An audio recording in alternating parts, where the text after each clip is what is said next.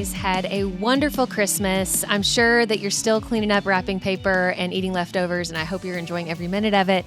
But we wanted to come to you with a very special Best of 2021 episode. We're going to go through our favorite episodes from this past year, and we are so excited to reminisce with you. We are, because 2021 has been a very unique year. I think it's one of those years that we're going to tell our great-grandchildren about someday. We've lived through a lot collectively this year with the pandemic, with just an interesting year in the world. Life looks different. It does. At the end of 2021, in good and bad ways, I guess. Mm-hmm. But there was a lot to be thankful for this year, and certainly a lot of great moments here on the Naked Marriage Podcast. And we want to thank you for just being part of this community. We want to thank you for your encouragement, your prayers, for leaving reviews, for just listening faithfully every week. And we certainly hope that this year that the Naked Marriage Podcast has been a bright spot for you. And you've certainly been a bright spot for us. And so we put together this special episode to end the year, last episode of 2021. We got great things planned for 2022. But we want to share with you some of our favorite moments, and from the feedback, some of your favorite moments from 2021. And the first clip we're going to show you is from our 20th anniversary episode, which aired back in May when we had 20 years of marriage together. Yes. And we brought all four of our kids, Cooper, Connor, Chandler, and Chatham, the four most awesome boys in the world. In our opinion. In our opinion. And we had a lot of fun, and we want to share this clip from them answering some fun questions. We have a Naked Marriage Podcast first, and we have all four Willis Boys here in the studio with us. Yay! No! We're going to be asking them questions about mom and dad, and it's going to be a lot of fun. Are you guys ready? Yes. I'm excited. Awesome. Well, we're going to have a lot of fun, but before we dive into the questions, we're going to do introductions.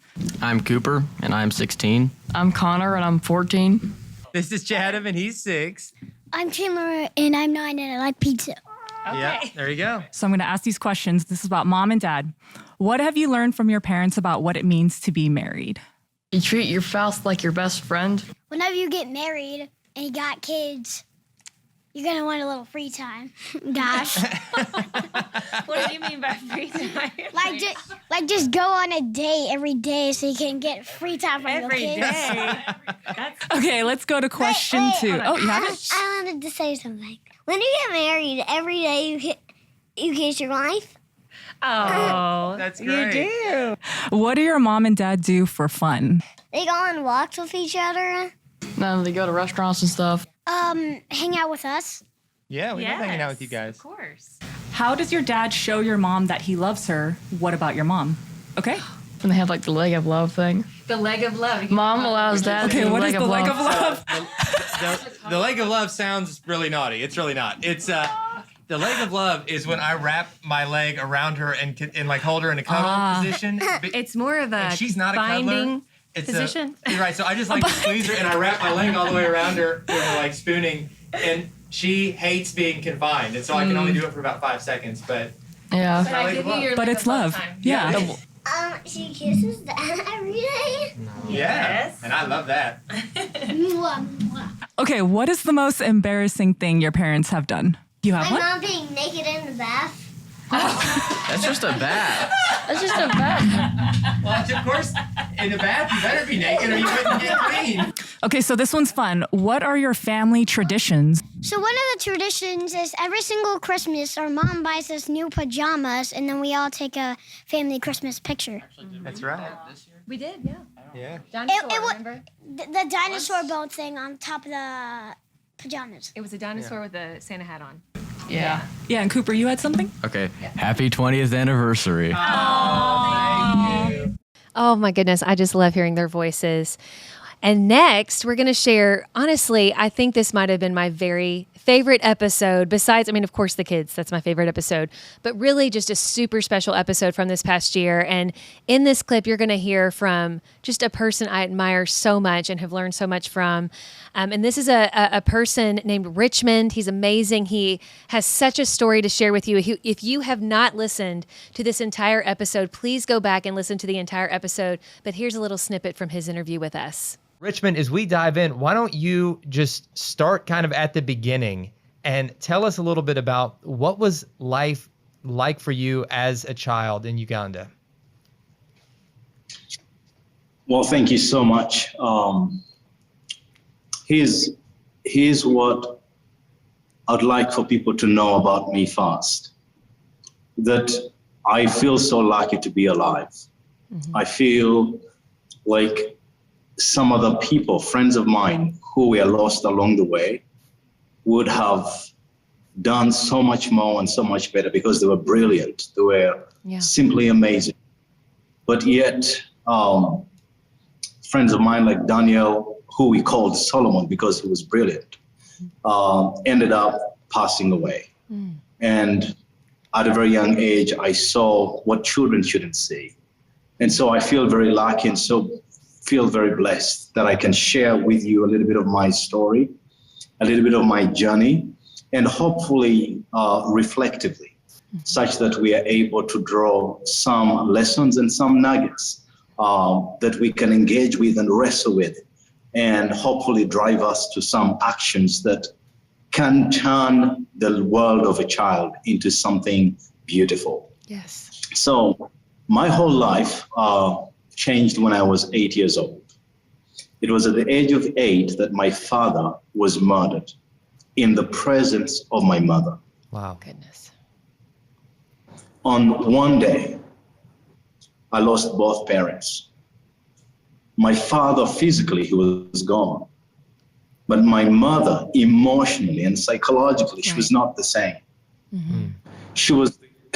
My mother was the kind of woman you called when you were having a bad day. She could talk your ear off. She was loud and she was funny and exciting, and we enjoyed time with her. But after my father passed, it felt like music left her life. And we as kids looked at this lady who we couldn't see how she was the woman we knew before. And so after laying our father to rest, 3 months later, we got this knock from the landlord that said to us, "You can no longer live here." And we knew that day was coming, but on the day that it actually came and we were forced out of our house, we knew that our lives had changed. We ended up being thrown into one of Uganda's largest slums called Naguru. Naguru was about 19,000 families at the time, approximately 45,000 people. And all of them were living in such a dense community. Small houses, some 10 by 10 feet, some 12 by 12 feet, a whole line of houses living in the worst sanitation possible. And when I arrived in Naguru, I knew that my life was not going to remain the same. And then doors just began shutting down in front of me. I was first told, "Richmond, you can no longer go to school." Many of you would know that Uganda runs a private education system. Yes. If your parents can afford for you to go to school, great. Go to school. But if your parents cannot afford for you to go to school and you have no sponsor, you've got to stay home. Right. And so as a child, I was used to going to school and I enjoyed school. My favorite subject was mathematics. I really enjoyed the mathematics teacher. But I was now told you couldn't go to school. And so I began staying home. And then the big announcement came from my mother, who said to us, "There's no more money for food." See, my mother, she was widowed at the age of 25. I have 5 siblings, which means at the age of 25, my mother already had 6 children. Wow. She was married as a teenager. Right. She knew only to stay home and wait for my father's provision. And when my father was now out of the picture, all of us were now hanging onto her arms, wanting her to provide the security and the support that we were used to. And that was not possible. And so my mother was completely devastated. We were living in a country whose government has no plan for women like that. There is no welfare, there is no government support, there's nothing to hang on to. And so in this slum, my mother's life kept deteriorating because, again, being married off as a teenager, she had no education, she had no skill, she had no job, and her health was bad. And so for us as kids, we were in the home and we kind of got used to staying in the slum. But then after my mother said there was no more money for food, what began as visits to the street became a lifestyle. We could just wake up in the morning and go. I used to walk with my little sister, Doreen, who was 6 at the time, while my other brothers, Richard, Ronald, Raphael, and my last born sister, Sharon, used to go in a different direction. So we could kind of take different paths from home to increase the chances of picking stuff from the road. So like I said, what began as a visit to the street became a lifestyle, and we could just wake up in the morning and go. And I think sometimes people don't quite get the kind of fear, anxiety, and agony that fills the heart of a mother who does not know where her children are. We could wake up in the morning and go. And my mother just keeps her fingers crossed that we would come back, because some of you are aware that in Africa, there is a lot of child sacrifice. In Africa, the roads sometimes are so bad that one big pothole could lead a car off the road and into slumming so many street children. And in Uganda, that's not unusual. We see every day trucks that have lost their braking system or whatever, just running in and just killing so many children on the side. And so my mother was in a place of difficulty, but she was helpless, not knowing what to do. And so luckily, we were able to go out every day and come back home, sometimes with greens, sometimes with sugar cane, sometimes with potatoes or whatever we've picked on the street, and we would cook that and eat. Remember, we are not in school, nothing is occupying our time, and we as kids are just simply trying to survive. But then when the rainy seasons came, for us, it was the worst possible season of the year. So I've met people who said they love rain. And whenever someone says to me, I love the rain, I kind of take 2 steps back from such a person, because I realize we are so different. I recall one night, it was about 2 a.m. in the morning, and it began to rain. We were living in a 12 by 12 single room, which had an old tin roof, and our floor was simply dirt. And when it began to rain, it was loud, and so we were kind of used to that. But this kind of rain came with such a storm and wind and torrent that the central iron sheet of our house was blown off because it was very old. The amount of water that filled our house that night, it changed me. It changed all of us. It felt like our house had become one giant bucket, and we were in there drowning and being cold in it. And it was not easy night after night. And then when the rainy seasons came, there was cholera. We just didn't know which disease was going to break out in the community.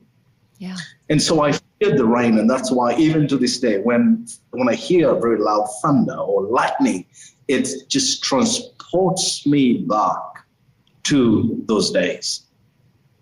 Wow. But yet, in the middle of such great desperation, my mother realized that if nothing changes, she would lose us. And so she reached out for help. And even though she was not a believer, and we at home, we're not Christians, someone told her that, why don't you go to the church? There is a church in the community on the north side that sponsors children. They provide help. And she had never heard of compassion. So my mother, because she's desperate, goes to this church. And she tells our story. And she was surprised at how fast people from the church came to our home. And they took pictures of us and got our birthday information and our story. And they said that they would go and try to find sponsors for us. And it wasn't long, probably 3-4 months later, that they came back with the most amazing news.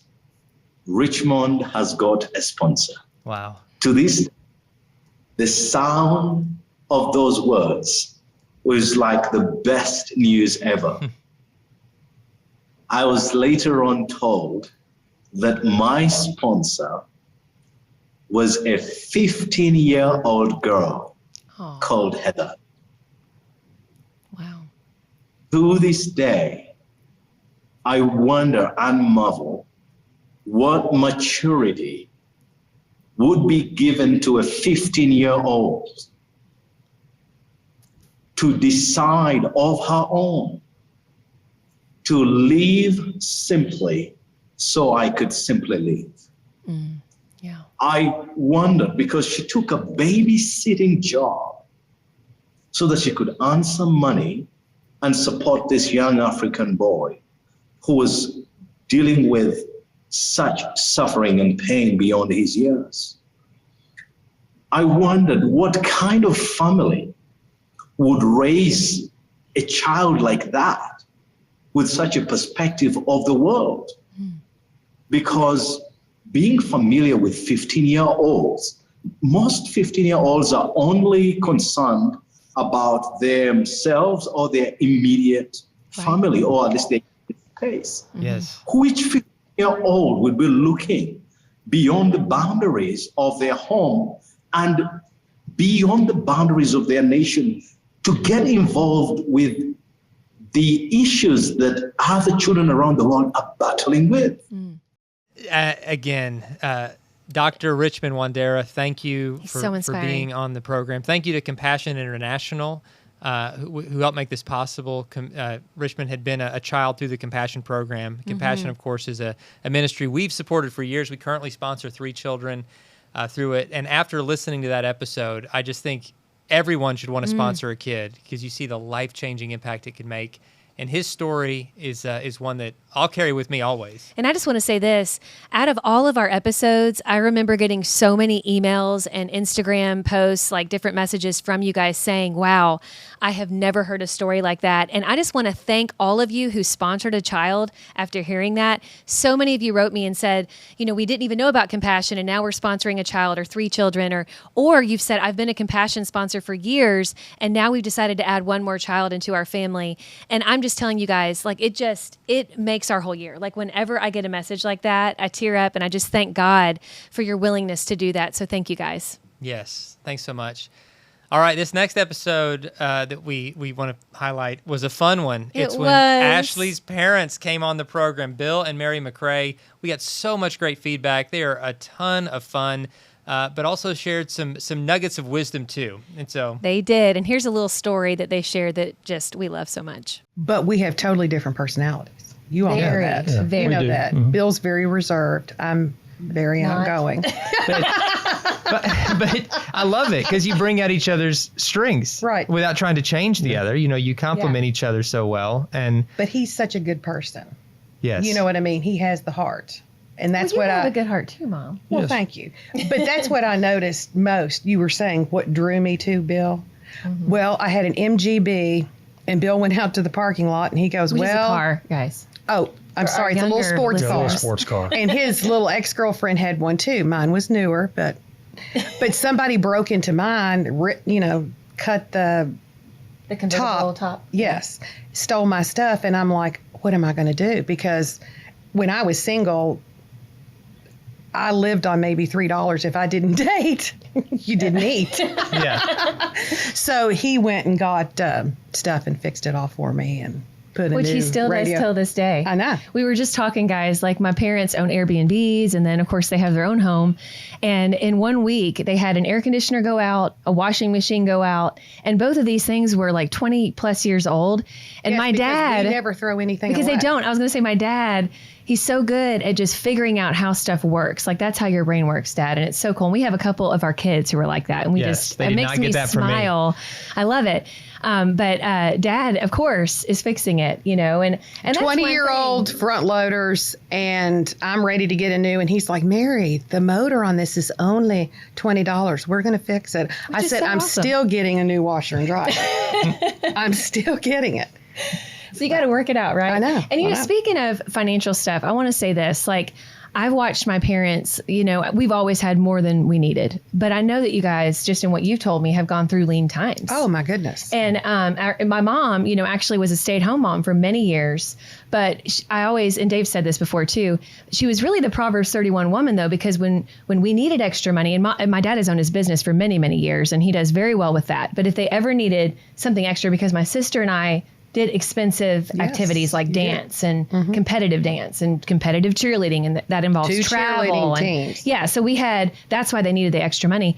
And I know that my mom, she would just come up with stuff to do, and my dad would support her in that, or together they would come up I had a with hair bow something. business where I Yeah. would sell like 350 hair bows to a closed community at a dance thing where there's like 2,000 kids. So, hey. Yeah, and she would always kick in with ideas to make money. So, like at rehearsals, we set up a thing to sell hot dogs and candy. Yeah. Yes. So, You just find ways. anything to make an extra dollar. Daddy think that's videoed the things, and we sold videos Yeah. to Also, this I would 1,000 plus. I would video the.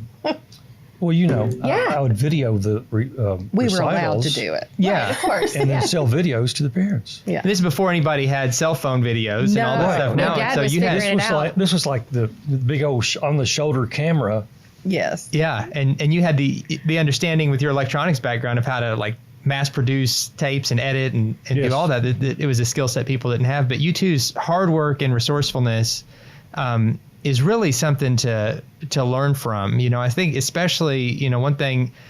I think with more recent generations, even our own kids, it's like the minute that they face hardship as a generation, it seems like there's this tendency to say like, oh, well, that's not for me, or I'm just not going to go any farther because that's hard. But with you guys, it's like whenever you did face a hardship, it's like you just found a way. It's like, well, this isn't a dead end. This is a challenge we're going to figure out, and we're gonna get through it. And you always did.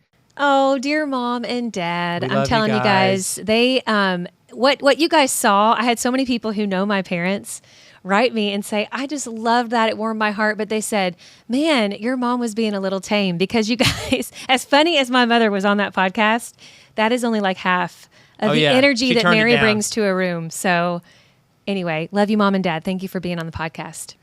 And of course, not only did we have Ashley's parents, That's but we had right. my parents, His amazing Brad parents. and Karen Willis.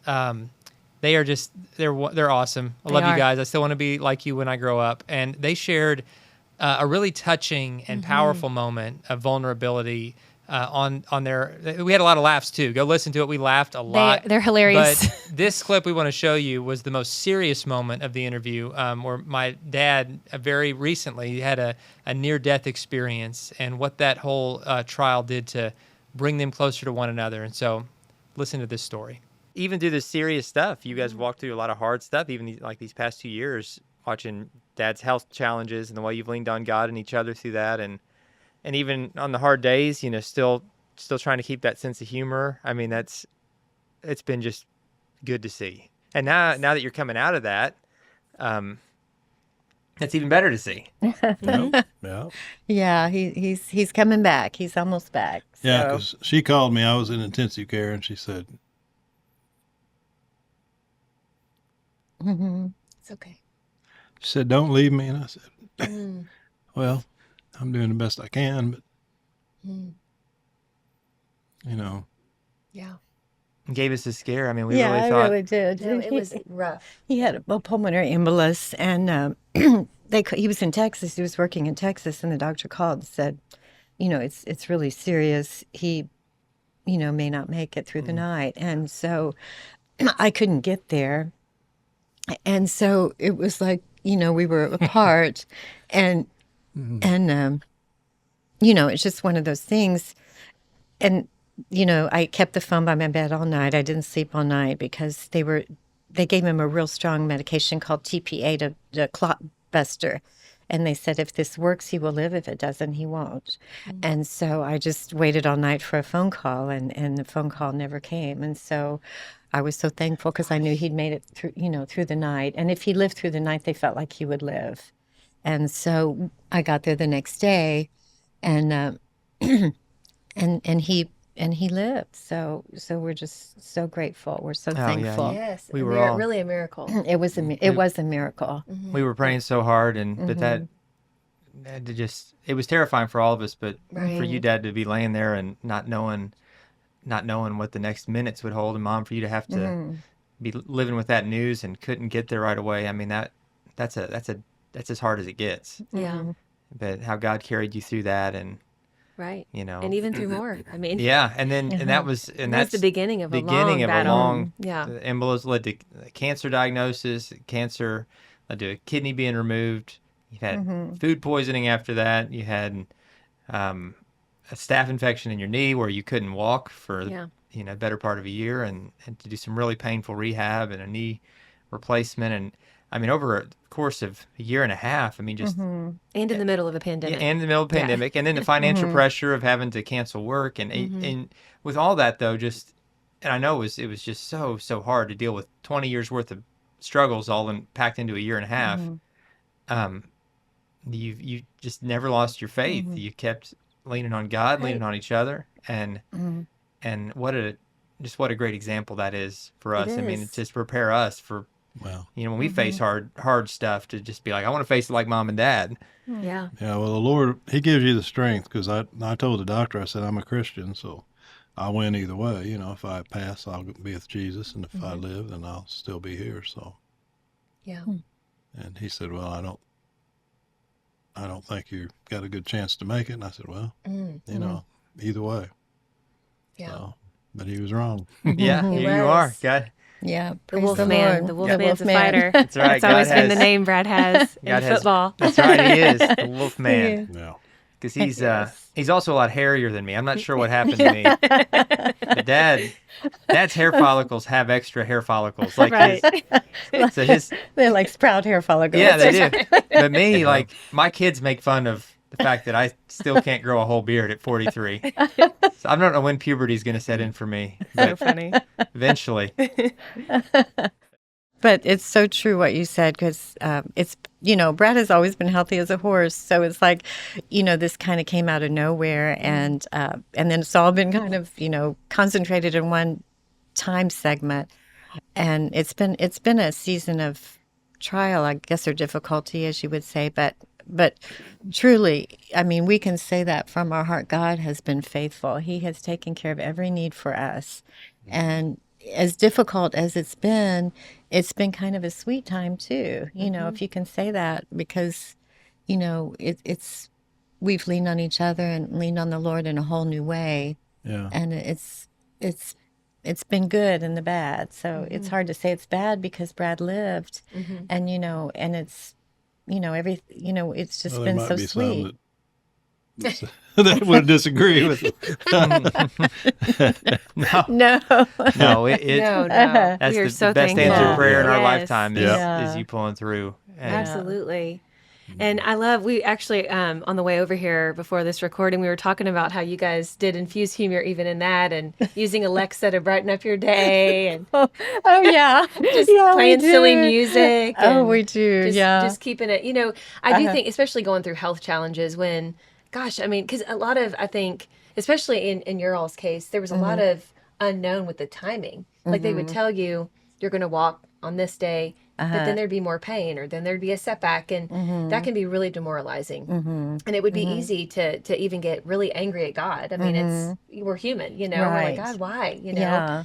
And I'm sure you guys had days like that where it was a rough day. Yeah. But I just know that so much of the time you guys would somehow find a way to laugh, or find, find hope in the middle of all this. And what do you think?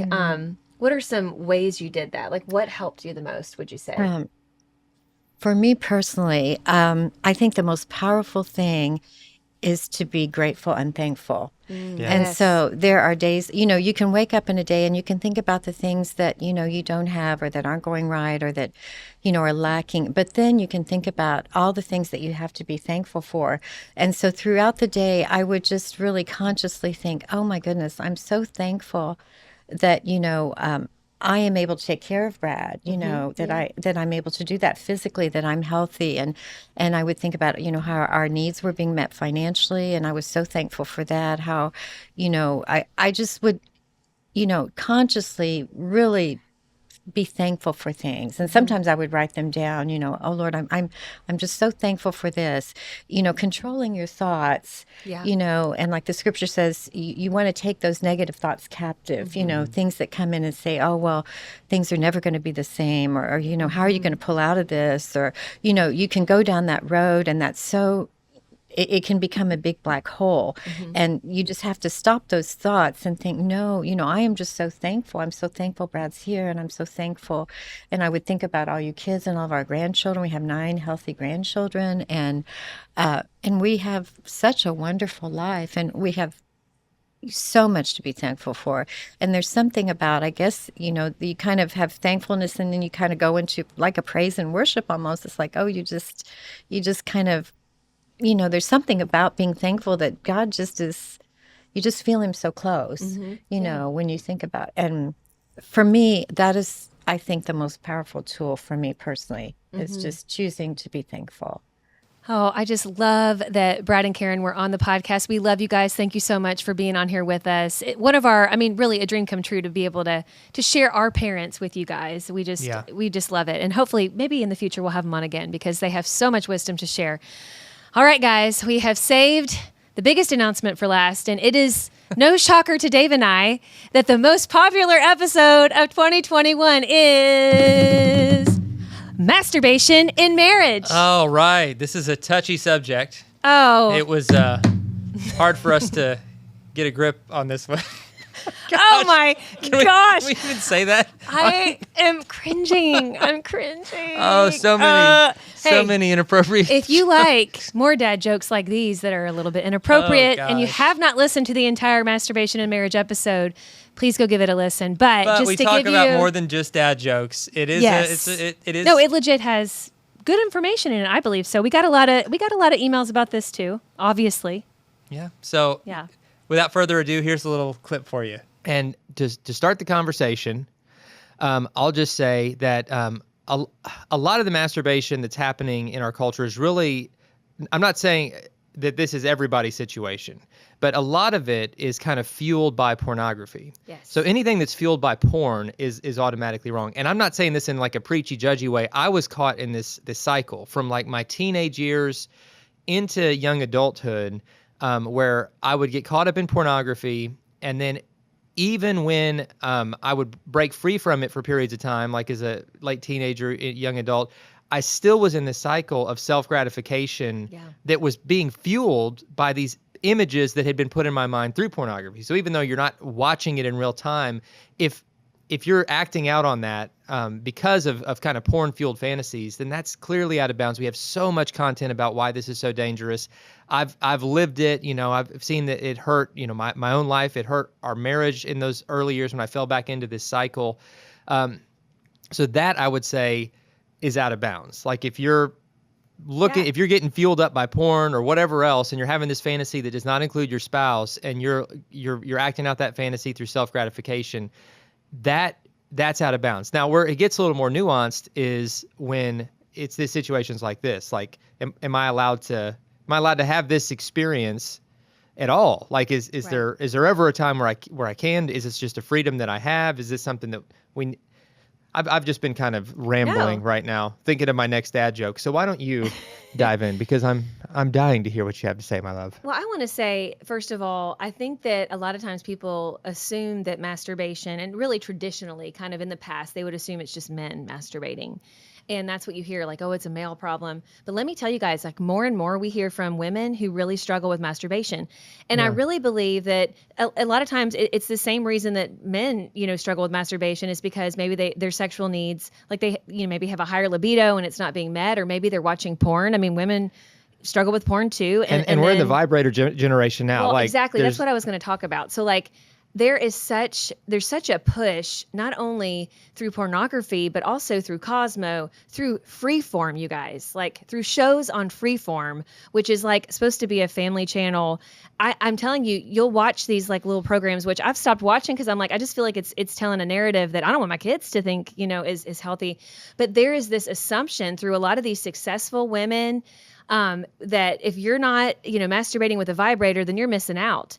And there was actually an article, and this was a few years ago, I think it was Cosmo or something related to Cosmo. I can't remember the source, but it was talking about how there's a lot of young women getting used to using a vibrator. And when they actually, get married and are having intercourse, they're unable to orgasm because they're so used to the stimulation that a vibrator provides that a man can't possibly, because evidently they make these vibrators, it's not like an actual male genitalia. And so it's not something that would mimic sex. It's actually going deeper and stimulating the female more. And so you have desensitizing her from being able to enjoy normal intercourse. And we hear from people like this. Yeah. And we've heard, and there's certain situations where maybe, a husband, for whatever reason, can't stimulate his wife in that way. And I guess as a couple, they're using that. And so we're not shaming anybody here at all, but we are saying when you are using something, whether it's just gratifying yourself, using something like a vibrator to gratify yourself, and you're thinking about porn and you're just caught up in this world where it's just all about you satisfying your sexual needs, that is where this is a major issue, right? Because you lose the desire to connect with your spouse. Sex is meant to connect you and your spouse. It's meant to bring you closer together physically, mentally, spiritually, emotionally. And so when we look to masturbation to fulfill those needs, we're desensitizing ourselves not only physically to not desire it, but also emotionally, spiritually, mentally.